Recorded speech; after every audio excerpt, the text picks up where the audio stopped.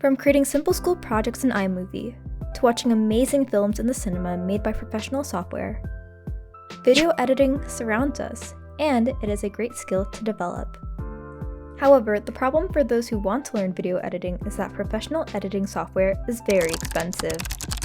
Prices can range from $300 to $900 for programs such as Adobe, Sony Vegas Pro, Final Cut Pro, and so on. And while pirated versions do exist, poor attempts at installation may result in contracting a virus onto your computer. But don't worry, there is still a plausible solution.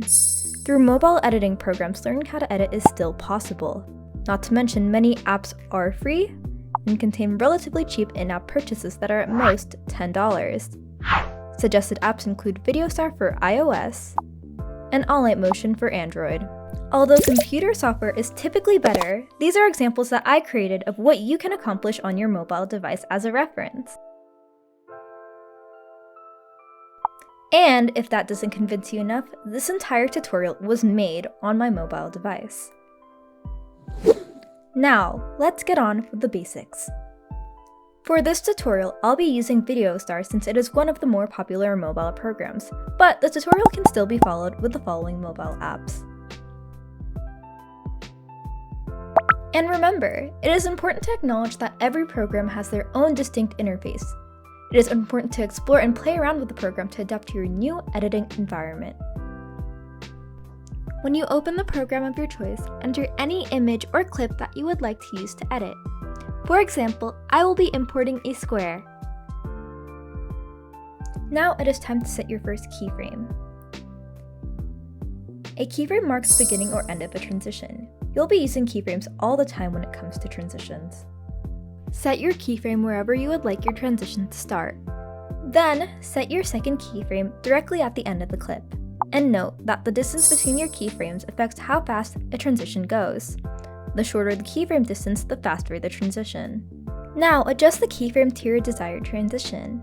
You can make it spin, change in size, or even change its appearance. I'm going to make it spin. Now you've completed the first part of your transition.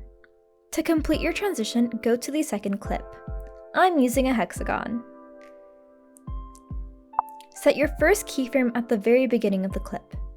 Make sure the appearance of the first keyframe matches the same format as the second keyframe.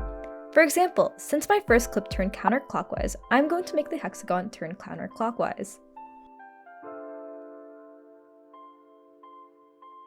Good job! You completed your first transition, but it looks a bit rough. This is because you need to add a graph to your transition.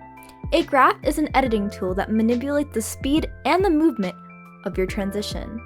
Depending on which app you're using, most apps give you pre-made graphs, or they allow you to create your own. Typically for smoother transitions, this is the graph that should be used. As you can see, the graph gradually moves upward, increasing its speed. Then, the second half of the graph moves downward. Here are some examples of graphs affecting a clip's transition. Now that you got the basic idea of transitions, it is now your turn.